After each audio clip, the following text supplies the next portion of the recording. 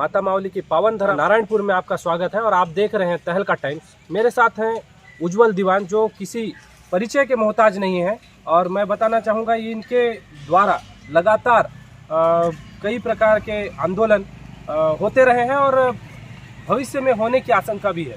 बात करेंगे उज्जवल दीवान जी से और जानकारी लेंगे आगे की क्या प्रक्रियाएं हैं और आगे क्या चलेगा उसके बारे में। उज्जवल दीवान जी, आप बताएंगे आपका नारायणपुर आना किस संदर्भ में हुआ है? सर, मैं आज नारायणपुर इसलिए आया हूं क्योंकि 28 अक्टूबर 2021 में मैंने एक आवेदन दिया था पुलिस अधीक्षक महोदय के कार्यालय में, जिसमें पहले जो पुलिस अधीक्षक महोदय थे अभिषेक मीणा सर और आरआई उस समय थे चंद्र प्रकाश तिवारी, सूबेदार पैकरा, ऐसे करके 4 और कोतवाली टीआई, इन लोगों के नाम से मैंने जो भ्रष्टाचार हुआ था 2016 में उसके खिलाफ आवेदन दिया था। उस पर अब क्या कार्रवाई हुई ये जानने के लिए आया था। तो उस कार्रवाई के संबंध में मेरे को बताया गया कि यहाँ के एसपी साहब ने एफआईआर उसमें नहीं लिया और ना तो कोई बयान लिया। उन्होंने सीधा वो मेरे आवेदन को भेजा है आईजी महोदय के पास, और आईजी महोदय की तरफ से भी क्या कार्रवाई हुई मेरे को जानकारी नहीं है। तो अब वहाँ मैं जाकर पता करूँगा। लेकिन आज तक की ये देखा था कि भ्रष्टाचार जैसे गंभीर मामलों में एफआईआर के लिए होता है तो तुरंत जांच करके एफआईआर करके लोगों को जेल भेज दिया जाता है। ये तो आप लोगों से छुपा भी नहीं है। लेकिन यहाँ पर जब एक एसपी के ऊपर बात आई तो अभी तक के क्यों उस पर एफआईआर नहीं लिया गया मुझे समझ नहीं आ रहा है। जैसा कि आपका मानना है कि जब आम जन के साथ में, आम लोगों के साथ में जिस प्रकार की कार्रवाई की जाती है, कुछ उसी प्रकार की कार्रवाई बड़े अधिकारियों के साथ में भी होनी चाहिए, उसी प्रकार का नियम और कानून उनके साथ होना चाहिए, ऐसा आपका मानना है? जी बिल्कुल, क्योंकि कानून तो भारत का संविधान एक है, भारत का कानून एक है। तो जो भ्रष्टाचार कर रहे हैं या जो लोगों का शोषण कर रहे हैं उनके ऊपर कार्रवाई तो तुरंत होनी चाहिए, क्योंकि शासन के पैसों का अगर कोई व्यक्ति गबन करता है तो भ्रष्टाचारी ही कहलाएगा। तो उसके ऊपर तो कार्रवाई बिल्कुल होनी चाहिए। पद इसमें कोई मोहताज नहीं होता। देखिए, लालू प्रसाद यादव जी भी जेल की सज़ा काट रहे हैं कहीं ना कहीं भ्रष्टाचार जैसे मामले में, और बहुत सारे नेताओं ने काटा है जो संवैधानिक पदों पे बैठे, बहुत सारे अधिकारियों ने भी जेल की सज़ा काटी है और उनके अपराध प्रूफ हुए हैं। तो पुलिस विभाग के अधिकारी अगर गलत पाए जाते हैं तो उनके ऊपर भी कार्रवाई होनी चाहिए। जी। और आगे आपके जो आंदोलन जो चल रहा था, जो संयुक्त पुलिस परिवार का एक आंदोलन था, उसमें संयुक्त पुलिस परिवार के परिवारजनों ने रायपुर में जाकर आंदोलन प्रस्तुत किया और वहाँ पर काफ़ी अन्याय हुआ, ऐसा भी बोला जा सकता है उनके साथ में, क्योंकि रात को लाइट बंद करके मारपीट जैसी घटना आई। और उसके बाद बीजापुर में एक तथ्य सुनने को मिला कि वहाँ के जितने भी सहायक आरक्षक हैं वो अपने सर्विस रिवॉल्वर जमा कर रहे हैं। तो उस आंदोलन में किस प्रकार की प्रतिक्रिया रही सरकार की और कैसा, यानी अब कौन सी स्थिति में है वह आंदोलन? कि ये घटना पिछले महीने 7 तारीख की है और उस समय में सरकार ने जब वस्तुस्थिति को समझा और माननीय मुख्यमंत्री जी ने एक कमेटी बनाई तुरंत ही, और कमेटी के लिए 4 सदस्यीय कमेटी है, उनकी बैठकें जारी हैं। और वो कमेटी जब अपना अंतिम निर्णय प्रस्तुत करेगी उसमें हमारी कमेटी के सदस्य भी उसमें शामिल होंगे, ये बताया गया हमको। और हम लोगों ने उनको 1 महीने का समय दिया था कि हमारी जो भी मांगे हैं उसको पूरा करने के लिए, क्योंकि जायज़ मांगे हैं सर। और 1 महीने का समय 7 तारीख को भी जनवरी में ख़त्म हो जाएगा और 10 जनवरी को हमारा संयुक्त पुलिस परिवार का महासम्मेलन हम लोगों ने रखा है। लेकिन अभी देखते हैं, कोरोना का गाइडलाइन जारी हो रहा है, तो रायपुर जाने के बाद ही समझ में आएगा कि रायपुर कलेक्टर महोदय इसमें क्या आदेश देते हैं। जैसा कि हम देखते आ रहे हैं कि पुलिस परिवारों के ऊपर में, जो पुलिस परिवार हैं उनके शहीद लोग हो जाते हैं और उनको चंद रुपयों का पैकेज देके, चंद रुपयों का बोला जाए तो मरहम लगा के सरकार उनको बिल्कुल साइडलाइन कर देती है और उनके परिवारजनों को कुछ और उसके आगे की कुछ खास व्यवस्था नहीं हो पाती है। तो ऐसे कितने शहीद परिवार आए जो सरकार किसी प्रकार की कंपनसेशन देती है या नहीं देती है, उस पर आपने किस प्रकार से आवाज़ बुलंद किया? सर, अभी बहुत सारी जगहों में जा रहे हैं, बहुत सारे लोग आ रहे हैं सामने में, लेकिन अभी क्लियर 100% नहीं हो पाया। लेकिन जितने लोग शहीद परिवार से आए हैं और जिनको सरकार ने शहीद माना है तो उनको तो कंपनसेशन मिला है। लेकिन बहुत सारे ऐसे हैं जिनको छुपा दिया गया है, दबा दिया गया है, वैसे लोग मेरे पास आ रहे हैं। लेकिन मैं डॉक्यूमेंट्स मंगाया हूँ उनसे, जैसे ही डॉक्यूमेंट्स आएगा तो फिर इसका खुलासा समय पे किया जाएगा सर। जैसा कि हमारे साथ उज्जवल दीवान जी अभी मौजूद हैं और ये बता रहे हैं कि लगातार ये पुलिस परिवार के साथ जो अन्याय होगा उस पर ये लगातार बातें करते रहेंगे और लोगों को आग्रह करते रहेंगे, लोगों को यहाँ पर बताते रहेंगे कि किस प्रकार से अपना लड़ाई लड़ते रहेंगे। उज्जवल दीवान, आपने कुछ समय पहले एक बात बताई थी कि यहाँ के जो किसी टीआई के बारे में कोई शिकायत आपके पास आया था, क्या मामला है और कैसा प्रकरण है उसके बारे में? जी, अभी मेरे पास आज आया हूँ नारायणपुर, तो एक पता चला कि यहाँ पे टीआई साहब थे, वो कोई माल खाने से सामान वगैरह निकलवाने वाले थे, बिना जो माल मुंशी होता है उसकी जानकारी के बिना। तो माल मुंशी और इनके बीच में कुछ बातचीत भी हुई है, उसका ऑडियो भी मेरे पास आया, वो मैं आप लोगों को दे दूंगा। तो एक थाना प्रभारी बिना माल मुंशी के जानकारी के सामान को निकलवा रहा है, और सामान निकलवा रहा है या चोरी करवा रहा है वो तो उन दोनों के बीच की बात है, वो समझ में तो आ जाएगा ऑडियो सुनने के बाद में। तो कहीं ना कहीं ये गलत है, जो कि नहीं होना चाहिए। और इसमें उस हवलदार के ऊपर आरोप लगाकर उसको शायद दूसरी जगह पोस्टिंग भी करा दी गई, लेकिन थाना प्रभारी के ऊपर कोई कार्रवाई नहीं हुई। तो हो सकता है इसका आज जो आप लोग के माध्यम से ये ऑडियो वायरल हो और फिर उसमें कोई कार्रवाई हो। जी, आपका बोलना यह है कि क्या अधिकार नहीं है कि किसी थाना प्रभारी को कि वो अपने माल खाने से कोई सामान निकलवा कर उस परीक्षण कर सके या कुछ कर सके? क्या ऐसा कोई उनको अधिकार नहीं है क्या?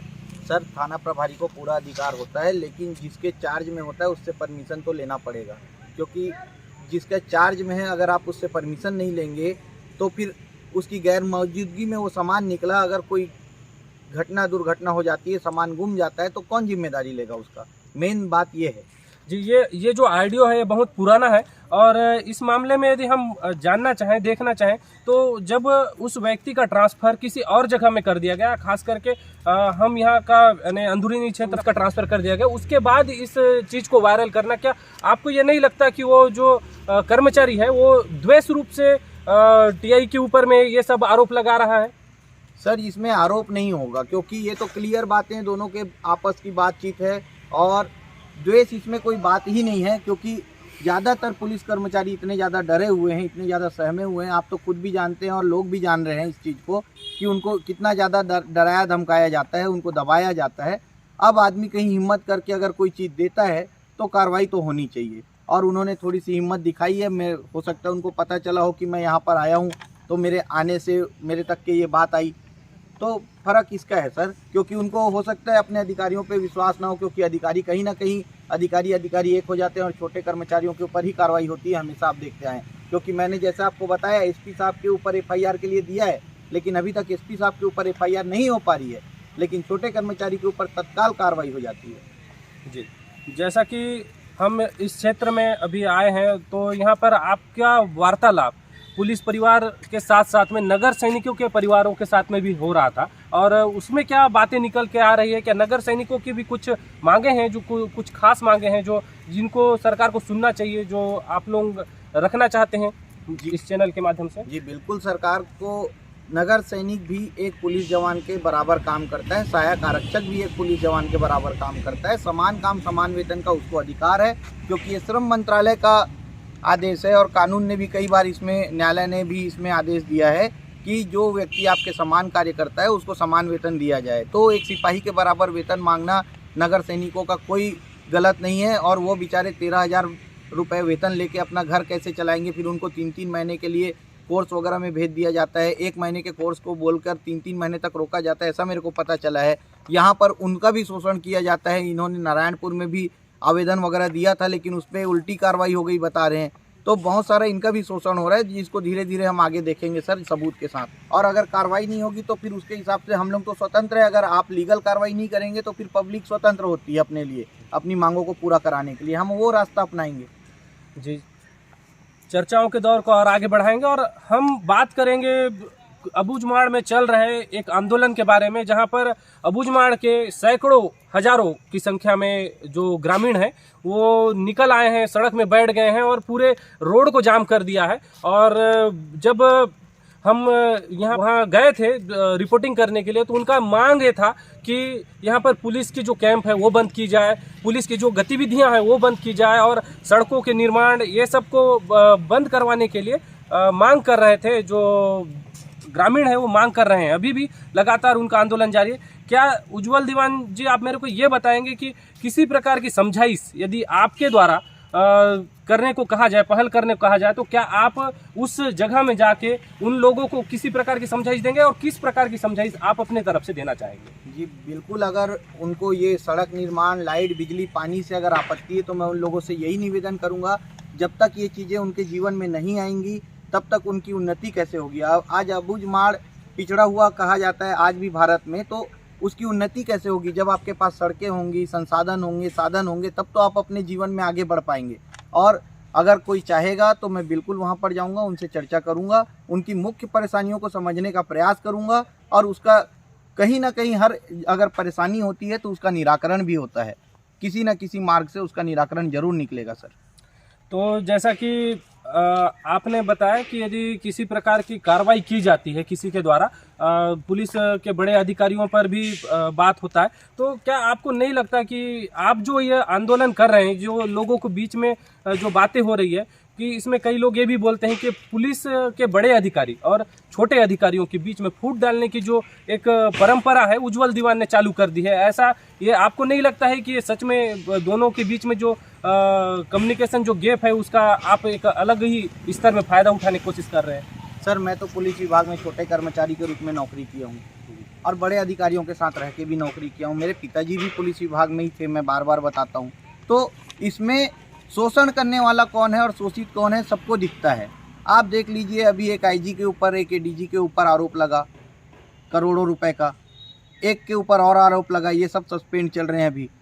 कौन सा सिपाही आप पूरे छत्तीसगढ़ में उठा के देख लीजिए जिसने करोड़ों रुपए, अरबों रुपए खाया है, या किसी भी निरीक्षक तक के भी आप देख लेंगे, तब भी मैं आपको ये बोलना चाहूँगा। तो हम फ़ायदा नहीं उठा रहे सर, जो बहुत पहले से गलत परंपरा चली आ रही है, जो कि कानूनन अपराध है, हम उसको ख़त्म कराना चाहते हैं। हम अधिकारियों के खिलाफ कभी भी नहीं है, बहुत सारे अधिकारी बहुत अच्छे हैं और वो भी बदलाव चाहते हैं, क्योंकि परिवर्तन ही प्रकृति का नियम है। शोषण करना कहीं पर भी जायज़ नहीं है, इसीलिए तो शोषण के विरुद्ध अधिकार दिया गया है। तो ये सारी चीज़ें हैं और बदलाव इस बार निश्चित है। यहाँ पे कोई फूट डालने की बात नहीं है, ड्यूटी तो सभी कर रहे हैं, अधिकारी अपनी ड्यूटी करते हैं, कर्मचारी अपनी ड्यूटी करते हैं, लेकिन जो गलत करेगा उसके खिलाफ हम आवाज़ उठाएंगे। जी, जैसा कि उज्जवल दीवान बता रहे हैं कि वो लगातार इन चीज़ों पर आवाज़ उठाते रहेंगे, आवाज़ बुलंद करते रहेंगे और उनका मानना है कि विभाग में बड़े अधिकारियों द्वारा, अधिकतर बड़े अधिकारियों द्वारा शोषण होता रहा है कर्मचारियों का। किस प्रकार की शोषण की बात करते हैं उज्जवल दीवान जी, आप बताएंगे मुझे कि किस प्रकार के शोषण होते हैं, कुछ मोटा मोटी तौर पर आप बता सकें तो? सर बिना कारण के सस्पेंड कर दिया जाता है, बिना जांच की कार्रवाई कर दी जाती है, उसके बाद में शोषण के नाम पे इन लोगों से अपने घरों के काम करवाए जाते हैं, जो कि वो तो सबसे बड़ा शोषण है। गालियाँ दी जाती हैं, मारा जाता है, सारे चीज़ों के उदाहरण में पिछले वीडियो में और बहुत सारी चीज़ों में आप लोगों ने भी उजागर किया, तो इसमें आप लोगों ने देखा ही है। और कैसा शोषण चाहिए सर? जी, जैसा कि ये बता रहे हैं कि शोषण तो होता है, निश्चित तौर पे होता है, और यहाँ पर अधिकारी, बड़े अधिकारी आपसी तौर पर कर्मचारियों से काम ले रहे हैं, ऐसा सुनने में आ रहा है। और उज्जवल दीवान जी, ये भी जानकारी चाहिए कि जैसे आप तो आज आ गए और कुछ लोगों की बात रख दिए, लेकिन वो कर्मचारी बड़े अधिकारियों के जिनके खिलाफ में वो बात करेंगे उनके टारगेट में आ जाते हैं, उनके ऊपर कार्रवाई करने तक का हो सकता है, स्थिति ऐसा आ सकता है। तो उसमें आप किस प्रकार से या आपकी टीम किस प्रकार से मदद करती है? सर देखिए, आपने खुद बोला कि वो कार्रवाई उनके ऊपर कर दी जाती है, उनको टारगेट बना दिया जाता है, यानी आप लोगों से कोई भी चीज़ छिपा नहीं है। नहीं, ये मेरा बयान नहीं है, ये आपके द्वारा ही दिया गया बयान है। मैं एक मीडिया पर्सन होने के नाते कोई बयान नहीं दे रहा हूँ, मैं आपका ही बात को रख रहा हूँ और उसी को दोहरा रहा हूँ। जी जी बिल्कुल, मैं इसमें आपको बताना चाहूँगा कि अगर हमारा जवान सही है और उसके साथ गलत हो रहा है तो हम हर जगह उसके साथ खड़े रहेंगे। वो चाहे ओरछा में खड़ा रहे, नारायणपुर रहे, बीजापुर रहे, रायपुर रहे, पूरे छत्तीसगढ़ में हम उसके लिए हमेशा खड़े रहेंगे और उसके हक की लड़ाई लड़ेंगे जब तक कि वो सही साबित नहीं हो जाता। और जो उसको फंसाने का प्रयास करेगा या जो उसको गलत बताएगा और जवान अगर सही रहेगा तो जो उसके ऊपर गलत कार्रवाई करेगा उसके ऊपर कार्रवाई कराएंगे सर। जी, दीवान जी हमको बताएंगे कि जो लगातार पुलिस के जो जवान हैं, जो अंदरूनी क्षेत्रों में तैनात होते हैं, यहाँ तक कि शहरी क्षेत्रों में भी तैनात होते हैं, उनमें एक ज़्यादा देखने को मिला है अपने को आत्महत्या का, जो गोली मार लेते हैं या किसी प्रकार से सुसाइड कर लेते हैं। कई बार ऐसा भी हुआ है कि वो अपने साथी जवानों को तक के गोली मार देते हैं यानी जिनके साथ वो रह रहे हैं पिछले कई सालों से, उनको अचानक से शूट कर देते हैं। क्या इसका क्या कारण है और आपको क्या नज़र आता है, इसका समाधान क्या हो सकता है? मैं मोटा मोटी तौर पे जानना चाहूँगा कि इसका समाधान क्या हो सके, ताकि हम जो जवानों की जो अनिश्चित मृत्यु है उससे बच सकें, उससे बचाव कर सकें। सर देखिए, जो आत्महत्या जवान करते हैं इसमें ज़्यादातर मामलों में ये बोल दिया जाता है कि पारिवारिक कारण था, और पारिवारिक कारण बोल के लीपापोती कर दी जाती है। लेकिन उसका जब रियल सही तरीके से तह तक के जाएंगे तो ये पता चलता है कि वो बंदा कहीं ना कहीं सिस्टम से परेशान है, या हो सकता है शोषण से। कई लोगों का ज़्यादातर आप सुनने में आता होगा कि छुट्टी नहीं मिली इसलिए चला गया, क्योंकि उसको समय पर छुट्टी नहीं मिलती है। अंदर जंगलों में रहते हैं, ज़्यादातर इधर उधर रहते हैं, और समय पे उसकी चीज़ें नहीं होती, समय पे उसके तकलीफ़ों की सुनवाई नहीं हो पाती। जो सुनने वाला व्यक्ति होता है वो ज़्यादातर गाली दे के भगा देता है। तो कहीं ना कहीं ये सब चीज़ें हैं। इसमें मैं चाहूँगा कि सिस्टम में जो पोलाइटनेस होती है, जो नरमता होती है, जवानों की तकलीफ़ को सुने। अगर रियल तकलीफ़ है, आप निर्धारण नहीं कर सकते कि उसकी तकलीफ़ सही है या नहीं है, क्योंकि वो उसकी जो मनोस्थिति चलते रहती है उसको आपको समझना पड़ेगा। लेकिन लोग उसको समझने की बजाय उसको डरा धमका के चमका के भगा देते हैं, और फिर जवान आवेश में आकर ऐसे कदम उठा लेते हैं। या तो उनकी जवानों की जो आत्महत्या करते हैं वो जवानों की सोचने समझने की क्षमता बिल्कुल ख़त्म हो जाती है, क्योंकि वो अपने आप को इतना प्रताड़ित महसूस करने लगता है कि अब मेरा कोई निराकरण नहीं हो सकता, मेरा कोई समाधान नहीं है, इसलिए वो ऐसा कदम उठाता है। और छुट्टी जैसे मामलों में सर मैं चाहूँगा कि एक जवान की जितनी छुट्टी होती है शासन से निर्धारित, उसको उतनी छुट्टी देने के बाद वो दोबारा मांगता भी नहीं है, क्योंकि एक साल में जितनी छुट्टियाँ हैं उतनी ही काटेगा, उससे ज़्यादा तो काटेगा नहीं। उसको भी यदि देने में तकलीफ है तो इसको सोचना पड़ेगा जो ऊपर बैठे हैं उन लोगों को। ज़्यादातर छुट्टी के ही मामले में आत्महत्या के केसेस देखने को मिले हैं। तो आपका मानना ये है कि जो जवान का जो छुट्टी है वो यदि हम उसको सही टाइम में दे देते हैं और अफसरशाही में जो नरमता है वो होनी चाहिए, तो उससे निश्चित तौर पर जवानों के जो ये आत्महत्या का जो प्रॉब्लम है वो खत्म होने की स्थिति में आ सकता है। खत्म होने का तो मैं नहीं बोल सकता सर, क्योंकि अलग अलग मनोदशा हो सकती है, लेकिन उसमें भारी मात्रा में कमी आएगी, इसकी मैं आपको बता सकता हूं, क्योंकि ज़्यादातर मेरे नज़दीक में मैंने देखा है जो परिस्थितियां, उसके हिसाब से मैं आपको बता रहा हूं। दीवान जी, मैं आपसे यह भी जानना चाहूँगा कि जैसे कोई व्यक्ति शिकायत करता है तो देखने में आया है कि किसी को यानी बड़े लोगों के द्वारा बिल्कुल यानी षड्यंत्र करके फंसा दिया जाता है। उससे वो व्यक्ति कैसे बच सकता है, उससे उसका बचाव कैसे हो सकता है? आप अच्छे जानकार हैं, इसलिए आपसे जानकारी चाहूँगा उसके बारे में। जी देखिए, कानून हर मामले में सबूत मांगता है। षड्यंत्रकारी लोग षड्यंत्र करके किसी को फंसा जरूर सकते हैं, लेकिन जैसे मान लीजिए मुझे ही कोई फंसाने का प्रयास करता है और मैं उस मामले में गलत नहीं हूँ, तो FIR करके हो सकता है मुझे कुछ समय के लिए जेल भेजा जा सके। लेकिन हमारा जो वकील रहेगा या जो जानकार लोग रहेंगे जो हमारी तरफ से लड़ेंगे, वो नार्को टेस्ट अपने लिए मांग कर सकते हैं, लाई डिटेक्टर टेस्ट मांग कर सकते हैं, क्योंकि ये जिसका शोषित और पीड़ित व्यक्ति होता है, अगर वो अपनी सहमति देगा तो गवर्नमेंट वो करवाती है। और फिर जो लोग आपको षड्यंत्रकारी लोग हैं, जो आपके खिलाफ षड्यंत्र रच रहे हैं, क्योंकि सच्चाई तो सबके सामने आ जाएगी और कुछ समय की हो सकती है पीड़ा हो, तकलीफ हो आपको, लेकिन सच्चाई सामने आएगी तो षड्यंत्रकारी लोगों का बिल्कुल उनके ऊपर कार्रवाई होगी, और 100% है, क्योंकि कानून सभी के लिए बराबर है।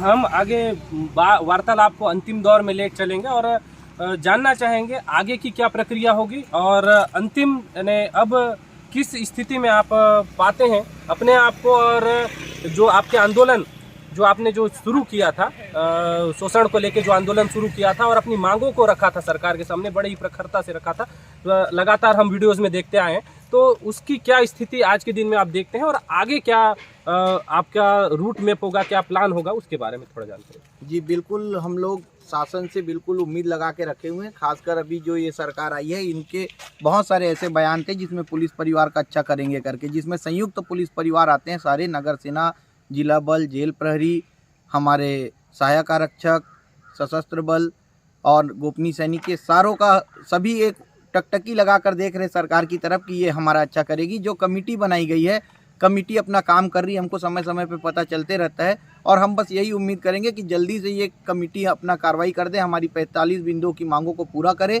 और यदि नहीं होता है तो हम स्वतंत्र हैं, जो संविधान हमको अधिकार देता है, जो कानून हमको अधिकार देता है, हम वो रास्ता जरूर अपनाएंगे। जी, जैसा कि ये हम सुनते आ रहे हैं कि उज्जवल दीवान जी बिल्कुल ही प्रखरता से अपनी बात रखे और हमसे बात की, और इन्होंने सीधा और साफ शब्दों में ये कहा कि हम जो भी कार्रवाई करेंगे, जो भी हम आंदोलन करेंगे, वो बिल्कुल नियम और कायदों के दायरों में रहकर यह कार्रवाई हम करेंगे। आप सुन रहे थे उज्जवल दीवान जी, जो संयुक्त परिवार से हैं और लगातार नीचे तबके के पुलिस कर्मचारी, संयुक्त पुलिस परिवार से और नीचे तबके के पुलिस कर्मचारियों को की जो बात है ये रखते आ रहे हैं और रखते रहेंगे लगातार। तो मैं आकाश सिंह ठाकुर, तहलका टाइम्स के लिए बात यहीं पे खत्म करते हैं। धन्यवाद।